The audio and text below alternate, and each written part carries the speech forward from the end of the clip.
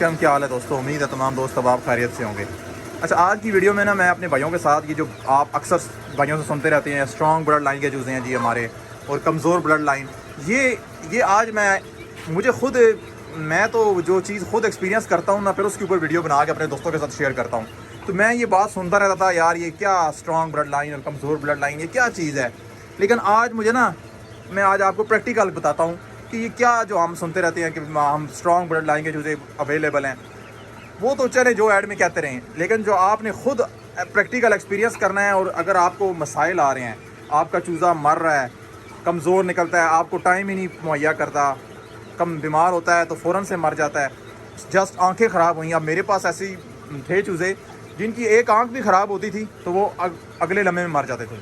ذرا سا نزلہ زکام ہوا اگلے لمحے میں منہ کھول کے سانس لینا شروع کر دیا اور مر گئے۔ لیکن آج میں آپ کو بتاتا ہوں کہ یہ وجہ کیا بنتی ہے، کیوں اس طرح کیا ہوتا ہے مسائل، اور آپ نے اسٹرانگ بلڈ لائن کیسے بنانی ہے، اور اگر آپ کے یہ مسائل آ رہے ہیں تو آپ نے اس سے کیسے چھٹکارا پانا ہے۔ اچھا، کافی نیو فینسیئرز ہیں، وہ مجھ سے ڈفرینٹ کوسچن کرتے رہتے ہیں کہ جناب آپ کا کیجز کے سائز کیا ہیں، کتنا خرچہ آیا، کیسے بنائے کیجز، اور کون سی موٹیشن پہ کام کریں، بیماریاں کیا ہیں، ڈفرینٹ قسم کے کوسچنز ہوتے ہیں۔ تو اب ہر ایک کو جواب دینا میرے لیے کافی مشکل ہوتا ہے، کیونکہ آپ کو پتہ ہے میں جابین پرسن ہوں، پھر اتنے زیادہ سوالوں کے جواب اور میں دے نہیں پاتا۔ تو میں نے اپنے ایک دوست کے ساتھ مل کے ایک بک ڈیزائن کی ہے، جس میں نا آپ کے تمام سوالوں کے جواب ہیں۔ اس میں ایچ اینڈ ایوری تھنگ کی فرسٹ، آپ اگر ڈے اولڈ سے لے کے نا، مطلب آپ بالکل نیو فینسیئر ہیں، آپ کو کچھ بھی نہیں پتا، تو اس سے لے کے آخر تک سب کچھ بتایا گیا ہے کہ آپ کے کیجز کیسے ہونے چاہیے، سائز کیا ہونا چاہیے، موٹیشن کون سی ہونی چاہیے، آپ ان کی دیکھ بھال کیسے کر سکتے ہیں، کون سی بیماریاں ان کو لگ سکتی ہیں، اس کا علاج کیا ہے، ایچ اینڈ ایوری تھنگ انشاءاللہ نا اس بک میں نے کور کرائی ہے۔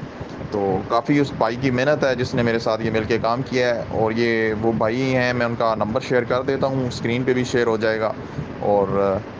آپ ان سے کانٹیکٹ کر لیں۔ بک کی پرائس بھی بڑی نارمل سی رکھی ہے بھائی نے، جسٹ 200 روپیز بک کی پرائس ہے۔ تو آپ واٹس ایپ کریں، بک پرچیز کریں، اس کا مطالعہ کریں، انشاءاللہ مجھے امید ہے کہ آپ جتنا بھی ہے نا، آپ کو جو بھی آپ کے پولٹری سے ریلیٹڈ کوسچنز ہیں وہ انشاءاللہ لازماً آپ کو اس میں اس کا جواب مل جائے گا۔ تو آپ نے کمنٹ سیکشن میں لازمی بتانا ہے مجھے کہ بک آپ کو کیسی لگی، اور مزید کوئی بھی اس میں بہتری ہو تو آپ مجھ سے ضرور پوچھیے گا، تو انشاءاللہ وہ بھی ہم اس بک میں ڈال دیں گے۔ تو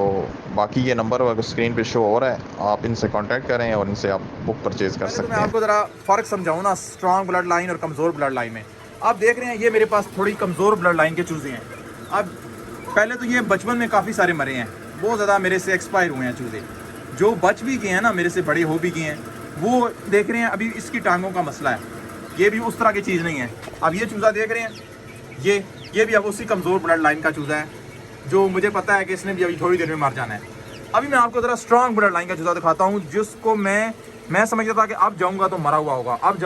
ہوگا، لیکن وہ آپ کو اتنا ٹائم مہیا کرتے ہیں کہ آپ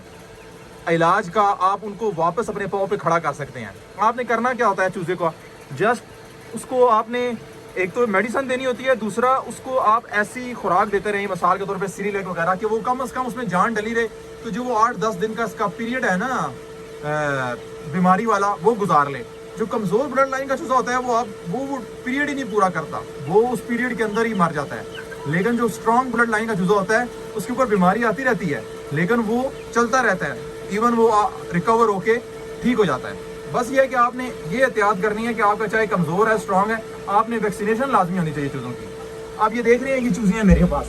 ابھی میں آپ کو اس کے بارے میں دکھاتا ہوں۔ یہ چوزے یہ بالکل اب کمزور ہو چکا ہے، یہ تقریباً ہفتے سے میرے پاس بیمار ہے، ہفتے سے نا زیادہ یہ بیمار ہے،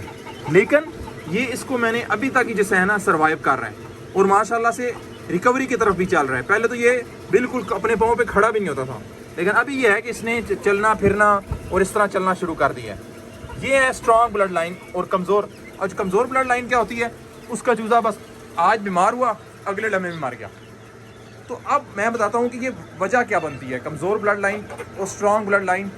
اس میں فرق کیا ہے اور یہ کیسے لوگ بناتے ہیں۔ جو کمزور بلڈ لائن ہے نا، وہ جو ان کے پیرنٹس ہوں گے وہ یا تو بڑی ایج کے ہوں گے، بوڑھے ہوں گے، یا وہ جو ہوتے ہیں نا وہ ایک ہی فلاک کے ہوتے ہیں، مثال کے طور پہ آپس میں بہن بھائی ہوتے ہیں۔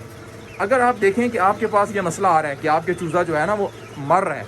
اور تیزی سے مار رہا ہے، اور کسی ایک، اب یہ ایکسپیرینس آپ کو تب بھی ہو جاتا ہے کہ آپ، میرے پاس ڈفرینٹ بریڈز ہیں نا، کسی ایک بریڈ کا چوزا مار رہا ہے تو مجھے پتہ چل جائے گا جس بریڈ کا چوزا مار رہا ہے اس کے بریڈرز میں مسئلہ ہے، باقی بریڈ کے چوزے نہیں مار رہے، تو کسی ایک ہی بریڈ کا چوزا کیوں مار رہا ہے، تو آپ کو پتہ چل جانا چاہیے کہ یہ آپ کی بلڈ لائن کا مسئلہ ہے۔ پھر آپ نے کرنا کیا ہے، آپ نے کرنا یہ ہے کہ آپ نے مرغا چینج کر دینا ہے، کیونکہ مرغیاں تو بہت ساری ہیں، آپ مرغیاں چینج نہیں کر سکتے ساری۔ آپ یوں کریں کہ اس کا مرغا چینج کر دیں، اس مرغے کو کہیں اور بھیج دیں، وہ ادھر جا کے ایڈجسٹ ہو جائے گا کیونکہ وہ اس کے لیے نیو بن جائے گا، لیکن آپ جو ہے دوسرا مرغا منگوا لیں تو یہ انشاءاللہ آپ کا جو یہ مسئلہ ہے نا کمزور بلڈ لائن والا، یہ 60 to 80% حل ہو جائے گا۔ باقی اس کا فیڈ کے اوپر بھی منحصر ہے کہ آپ اچھی فیڈ یوز کریں اپنے۔ آپ کبھی بھی یہ جو ہے نا فیڈ میں کے معاملے میں لالچ نہیں کرنی ہے کہ اگر پرانی فیڈ ہو جائے تو آپ کہیں کہ آپ اسے چلاتے رہیں، جو ہی دیکھیں فیڈ کو فنگس ہے، اسمیل آ رہی ہے ہلکی پھلکی، فیڈ پرانی لگ رہی ہے، تو آپ فوراً سے نئی فیڈ لے آئیں، پرانی فیڈ تلف کر دیں۔ ہمارے بھائی کیا کرتے ہیں کہ یار پرانی فیڈ اب اتنی ہم لائے ہیں پیسہ لگا کے تو اب یہی چلاتے ہیں، تو وہ اپنے پیسے تھوڑے سے بچانے کے چکروں میں، تھوڑی سی فیڈ کے پیسے بچانے کے چکروں میں اپنے جو ہے نا چوزے برباد کر دیتے ہیں یا بریڈرز برباد کر دیتے ہیں۔ تو فیڈ آپ نے ہمیشہ فریش اور اچھی کوالٹی والی استعمال کرنی ہے۔ دوسرا وہی جو میں آپ کو بتا چکا ہوں کہ اگر آپ کا چوزا ایکسپائر ہو رہا ہے اور کسی ایک مخصوص بریڈ کا ہو رہا ہے تو آپ فوراً سے اس کا مرغا چینج کر دیں، تو انشاءاللہ میں یہ آپ کو کہہ سکتا ہوں گارنٹی سے کہ جو آپ کا مسئلہ آ رہا ہے نا کمزور بلڈ لائن والا، یہ مسئلہ حل ہو جائے گا۔ ہمیشہ یوں کیا کریں کہ جب بھی آپ برڈز خریدیں تو اگر آپ اپنے چوزے بھی بڑے کرتے ہیں، اب جس طرح میں اپنے مطلب گھر کے پال کے بڑے کیے ہیں کسی ایک ہی بریڈ کے، تو یوں کیا کریں کہ مرغے کم از کم آپ باہر سے لے لیا کریں، اچھی کوالٹی کا مرغا آنا آپ باہر سے پرچیز کر لیا کریں، فیمیلیں آپ بے شک اپنی بڑی کر لیں، یہ آپ کر سکتے ہیں۔ تو یہ چھوٹی سی ایک ویڈیو تھی میری جو میں نے خود نوٹس کیا، تو میں نے کہا اپنے دوستوں کے ساتھ بھی اپنا ایکسپیرینس شیئر کروں۔ مزید آپ کا کوئی اس بارے میں رائے ہو یا آپ کو اختلاف ہو اس چیز سے تو آپ مجھے کمنٹ سیکشن میں ضرور بتائیے گا۔ تو مزید ایسی ویڈیوز کے لیے میرے چینل کو سبسکرائب کر لیں، بیل آئیکن کو پریس کر لیں۔ میری نیکسٹ ویڈیو تک کے لیے اللہ حافظ۔